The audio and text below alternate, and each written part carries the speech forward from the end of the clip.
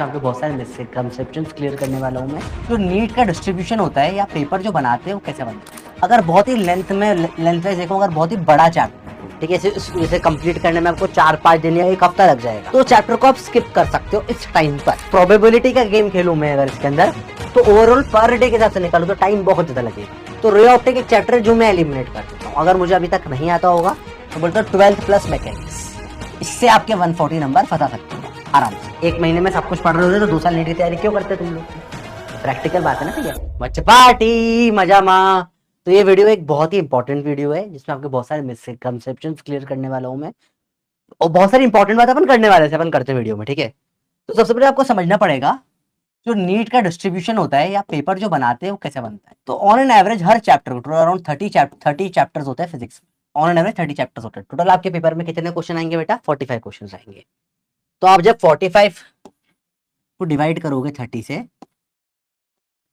तो क्या निकल कर आएगा? 15 3 जा 15 2 जा, तो अप्रोक्सीमेटली 1.5 निकल कर आता है आपका ऑन एन एवरेज रेशो।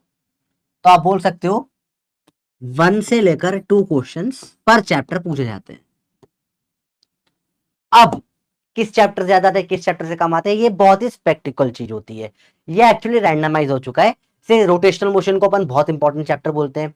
कभी कभी 3-3 4-4 क्वेश्चन भी आए थे उससे, पर उसके बाद एक साल ऐसा भी था जिसमें उससे एक भी क्वेश्चन नहीं आया था या एक क्वेश्चन आया था। तो ये वेरिएशन बहुत ज्यादा करता है। तो पहले तो ऐसे वीडियो में नहीं पढ़ना कि भैया ये चैप्टर आप पूरे छोड़ दो तो आप उसके बाद भी नीट निकाल सकते हो। नहीं, ऐसा नहीं होता बेटा। हर चैप्टर से 1 या 2 क्वेश्चन निकल कर आते हैं।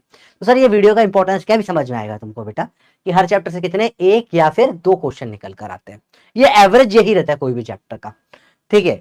एक क्वेश्चन आता है, कभी कभी 2 आते हैं। बहुत रेयर होता है कि कभी कभी किसी चैप्टर से 1 भी नहीं पूछते, वो किसी चैप्टर से 3 तक पूछ ले जाते हैं। This are rare things. एक आध चैप्टर के साथ हर एक साल हो सकता है, हर चैप्टर, ठीक है। तो एक 4 चैप्टर से कोई भी क्वेश्चन नहीं है, ऐसा बहुत रेयर फिनोमिनन होता है। अब कुछ मस्ट चीज जो अपन ने देखी गई है भैया, वो जो अपन एलिमिनेट ही नहीं कर सकते, समझो। तो अपन समझेंगे, अपन अपने पास टाइम कम है, अपन कौन सा चैप्टर छोड़ सकते हैं। तो अपन इसको कंपेयर करेंगे लेंथ ऑफ द चैप्टर, ठीक है। ये चैप्टर की लेंथ कितनी है, सारा गेम होता है लेंथ का। अगर बहुत ही लेंथ वाइज देखो, अगर बहुत ही बड़ा चैप्टर है कोई, ठीक है, इसे कंप्लीट करने में आपको 4-5 दिन या एक हफ्ता लग जाएगा, तो चैप्टर को आप स्किप कर सकते हो इस टाइम पर। वहीं पर कोई भी बहुत छोटा चैप्टर है उसे आप स्किप करो तो वो सही बात नहीं होगी, ठीक है। सेकंड अपन क्या टर्म लेंगे कि मेमोराइजेशन कितना है। तो कंसेप्ट लॉन्ग टर्म याद रहते हैं, पर मेमोरी रिकॉलिंग पावर बहुत कम हो जाती है अपन में। तो कोई सा चैप्टर से बहुत सारा रटने का है, उसे आपको स्किप कर देना चाहिए। और अगर बोल जाए कि यार कम रटने का है, कम रटता है, तो आपको उसको स्किप नहीं करना चाहिए। पहला फैक्टर समझ में आया क्या होगा बेटा अपने स्टडी में? Length of the chapter. बहुत साइंटिफिक वे में चीजें मैं लेता हूँ।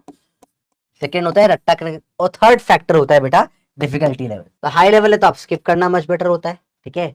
लो लेवल है तो आप उसको कर सकते हैं सेम वे में। तो अपन बड़े चैप्टर जो है जिसमें रट्टा बहुत ज्यादा है या जिसमें काफी ज्यादा डिफिकल्टी है, इन चैप्टर्स को अपन टेंटेटिवली स्किप कर दे इस टाइम पर, 1 महीने के लिए, 20 दिन के लिए, तो समझ में आता है बात की, सेंस बनाता है इस चीज का। पहले आपको मैट्रिक एल्गोरिथम समझ में आई पूरी की पूरी, कौन सा चैप्टर किस तरीके से करना है, किस तरीके से अप्रोच होना चाहिए। बहुत बेसिक लेवल पे आपको एक सिंपल टर्म्स में चीज समझा दी गई यहाँ पे। क्या सबको समझ में आया बेटा ये चीज? पहली चीज समझो, ठीक है। जैसे आप कुछ बातें करें तो जो जो डाइसी चैप्टर होते हैं, अब हर बच्चे का अलग हो सकता है। जैसे किसी को रटना बड़ा आसान है तो कोई दिक्कत नहीं। जैसे पहला चैप्टर जो अपन इसके ऊपर बात करने वाले हैं, वो बात करने वाले हैं पूरा मॉडर्न फिजिक्स। पूरे मॉडर्न फिजिक्स में अप्रोक्सीमेटली 5 चैप्टर्स आते हैं। डुअल नेचर की बात होगी, देन एटॉमिक की बात होगी, न्यूक्लियर की बात होगी, सेमीकंडक्टर की बात होगी। 4 चैप्टर आएंगे। 4 चैप्टर का अगर अपन निकालें ऑन एन एवरेज 1.5 से, तो अराउंड 6 क्वेश्चन बनते हैं। पर ये सब चैप्टर से around 2-2 question on an average फंस जाते हैं।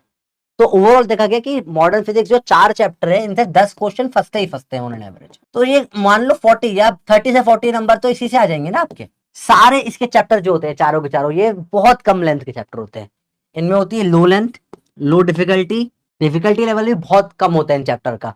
सवाल ही वही पैटर्न, फिक्स सवाल वही वही आ जाते हैं। सेमीकंडक्टर में एक सवाल लॉजिक गेट का पक्का है, 1-1.5 घंटे में लॉजिक गेट हो जाता है, और उसके बाद सारे सवाल उसके हमेशा सही जाते हैं, ठीक है। तो लो लेंथ होती है, लो डिफिकल्टी लेवल होता है, रटना मिनिमम रटता होता है, मिनिमम रटता होता है। सिर्फ बेसिक कॉपी पॉइंट्स रट कर काम हो जाता है। तो this is the most important part जो फिजिक्स का, इसलिए मॉडर्न फिजिक्स को इतना वेटेज और सब कुछ प्रायोरिटी दी जाती है कि मॉडर्न कर ले बेटा, मॉडर्न कर ले। क्यों बोलते हैं? कारण इसके पीछे का कि 4 चैप्टर होते हैं, और 4 चैप्टर काफी होते हैं। ईमान बहुत ज्यादा लेवल पे आप फट से इसको सॉल्व कर सकते हो। पढ़ने में टाइम नहीं लगता है। अब वो कुछ नहीं आता, आप एक हफ्ते में मॉडर्न के एक्सपर्ट बन सकते हो, तो 40 नंबर तो आपके यहीं से बढ़ जाते हैं। अब देखो ध्यान से देखना, रे ऑप्टिक्स और वे ऑप्टिक्स की बात करूं, तो रे ऑप्टिक्स जो होता है it is a very lengthy chapter. इसको पढ़ने में अपने आप में 5-6 दिन निकल जाएंगे। प्रोबेबिलिटी का गेम खेलूं मैं अगर इसके अंदर, तो ओवरऑल पर डे के हिसाब से निकालू तो टाइम बहुत ज्यादा लगेगा। तो रे ऑप्टिक एक चैप्टर जो मैं एलिमिनेट कर देता हूं, अगर मुझे अभी तक नहीं आता होगा तो अब मैं उस पर टाइम वेस्ट करना पसंद नहीं करूंगा। वे ऑप्टिक्स अगर रे नहीं करा तो व्यू में कभी कभी प्रॉब्लम आती है। अगर आपका वेव्स वाला पार्ट ऑलरेडी अच्छा हो गया तो वे ऑप्टिक्स आपके लिए काफी इजी होता है पढ़ना।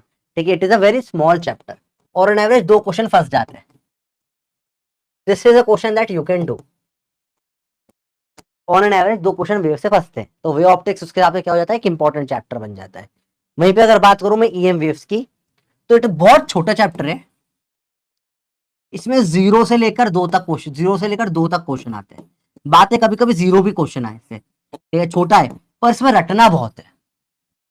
रटने का काफी ज्यादा पार्ट है इसमें। तो अगर आप रटने में अच्छे हो, ठीक है, तो 4-5 पेज रटने पड़ेंगे इसमें आपको एनसीईआरटी में से। तो अगर आप रटने में अच्छे हो तो ये चैप्टर कर दो, बढ़िया है। पर अगर आप रटने में पुअर हो तो चैप्टर में आपको प्रॉब्लम आ सकती है। तो ये 2.5 चैप्टरों में मैं काउंट करता हूँ। कर सकते हो नहीं कर सकते हो टाइप चीजें होती है, ठीक है।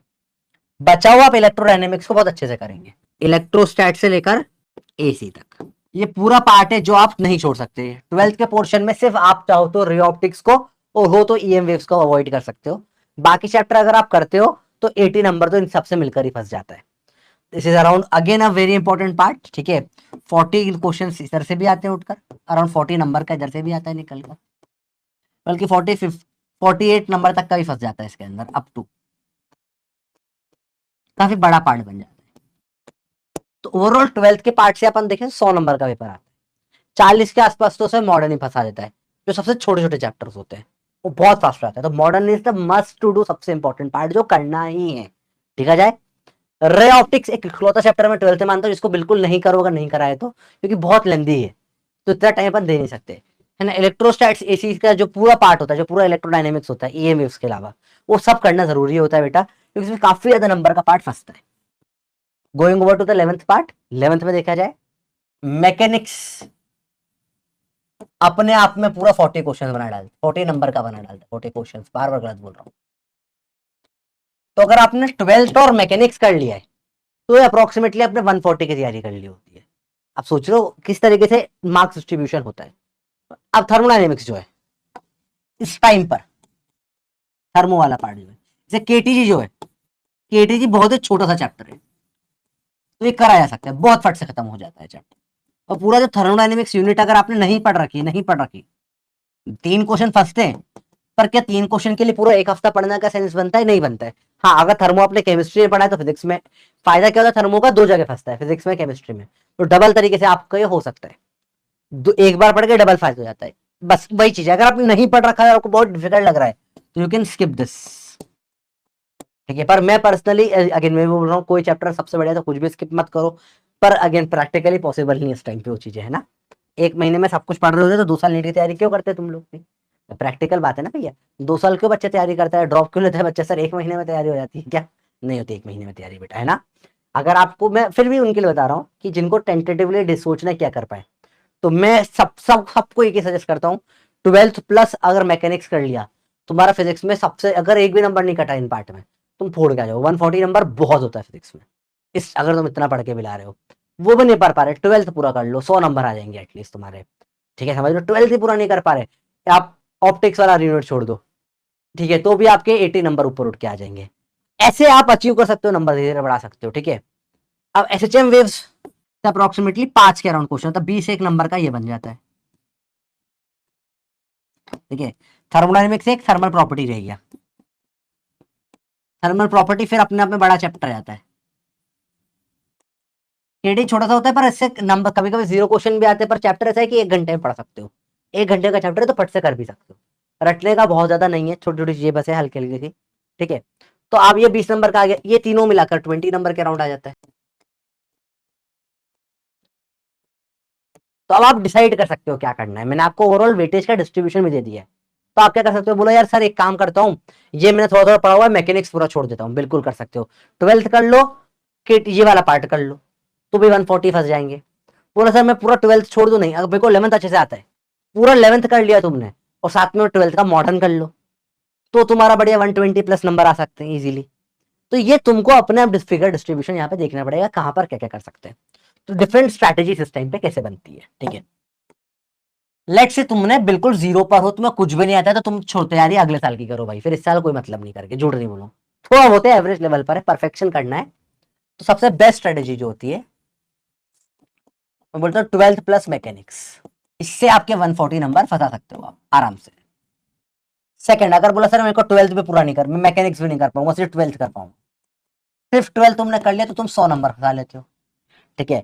और 12th ही पूरा नहीं कर पाऊंगा तो तुम मॉडर्न प्लस इलेक्ट्रो वाला पार्ट कर लो, इससे तुम्हारे 80 नंबर के अराउंड फंस जाएंगे। मॉडर्न इलेक्ट्रो मिला के 80 कर लोगे तुम, वो भी हो जाएगा उनके लिए। सर मेरे को 12th पूरा ही नहीं आता, मैं 11th पे फोकस करता हूँ, तो 11th पूरा करके तुम अप्रोक्सीमेटली 80 नंबर तक पहुंच सकते हो।